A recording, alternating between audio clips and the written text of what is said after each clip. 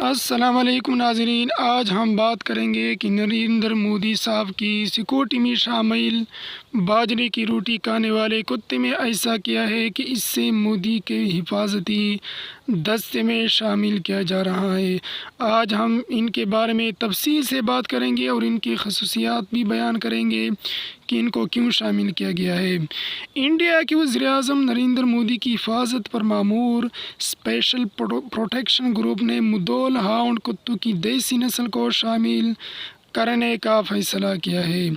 ان بے انتہا چست کتوں کی سب سے بڑی خوبی یہ ہے کہ یہ جویا باجرے کی روٹی کے ایک ٹکڑے پر بھی زندہ رہ سکتے ہیں۔ کرناٹک کے باگل کوٹ ضلع میں واقع کینائن ریسرچ انفارمیشن سینٹر، جس کو ہم شارٹ کٹ CRIC بھی کہہ سکتے ہیں، میں رہنے والے یہ کتے عام انڈین گھروں میں ملنے والا کھانا کھاتے ہیں۔ ان کا کام صرف آدھا کلو مکئی، گندم، ارہر کی دال سے چل جاتا ہے، جو انہیں دن میں 2 بار دیا جاتا ہے۔ اس کے ساتھ روزانہ 2 انڈے اور آدھا کلو دودھ بھی دیا جاتا ہے۔ بہت سے پرائیویٹ بریڈر کتے کی نسل تیار کرنے والے انہیں ہر ہفتے کچھ چکن بھی کھانے کے لیے دیتے ہیں۔ اب ہم بات کریں گے کہ ان میں خصوصیات کیا ہے کہ ان کو وزیر اعظم نریندر مودی جیسے شخص کی سیکورٹی میں شامل کیا گیا ہے۔ خصوصیات کیا ہے؟ مدول کتوں کا سر، گردن اور سینہ گہرا ہوتا ہے، ٹانگیں سیدھی اور پیٹ پتلا ہوتا ہے، کان نیچے کی طرف مڑا ہوتا ہے۔ میں ان کی تصویر بھی آپ کو دکھاؤں گا، آپ ان کو خود دیکھ لیں گے کہ یہ کون سا نسل ہے اور یہ اس کا شکل و صورت کیسا ہے۔ گریٹ ڈین نسل کے کتوں کے بعد مقامی نسلوں میں سب سے لمبا کتا ہے۔ اس کی اونچائی 72 سینٹی میٹر اور وزن 20 سے 22 کلو گرام ہوتا ہے۔ پلک جھپکتی ہی مدول کتے 1 کلومیٹر تک فراٹے سے دوڑ سکتے ہیں۔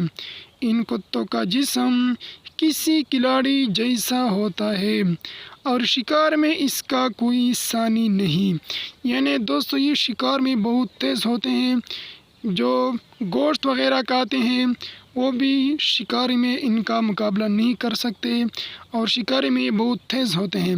ماہرین کے مطابق مدول نسل کے کتوں کی کچھ خصوصیات چونکا دینے والی ہے۔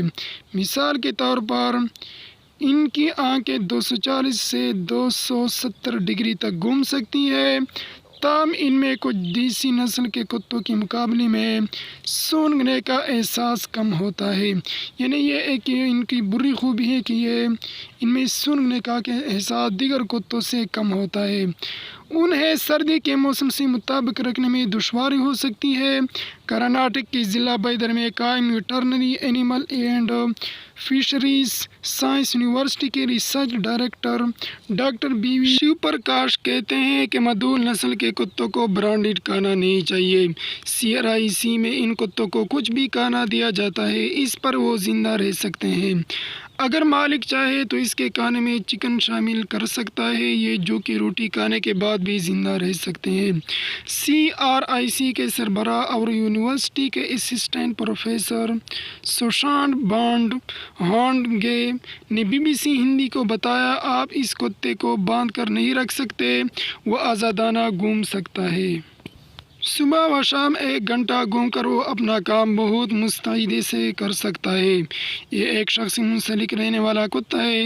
یہ زیادہ لوگوں پر بھروسہ نہیں کرتا۔ عام طور پر ان کتوں کو نگرانی کے کام کے لیے استعمال کیا جاتا ہے۔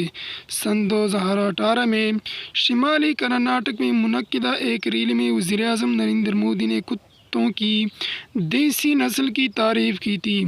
اس کے بعد کئی سیکورٹی ایجنسیوں نے CRIC سے کتے کے بچے حاصل کیے اور انہیں تربیت دینا شروع کیا۔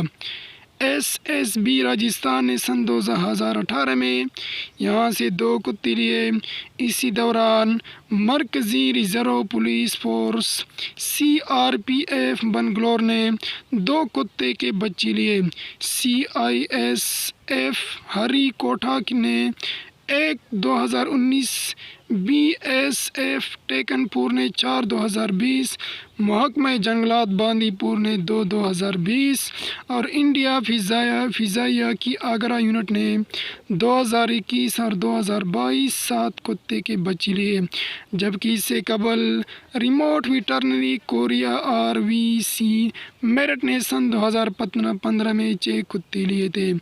دوستو اگر ویڈیو اچھی لگی ہے تو چینل کو سبسکرائب اور لائک ضرور کریں، اور نیکسٹ ویڈیو میں انشاءاللہ ہم ان کی اس پر بات کریں گے کہ یہ کہاں سے ملتے ہیں اور کہاں سے لاتے ہیں۔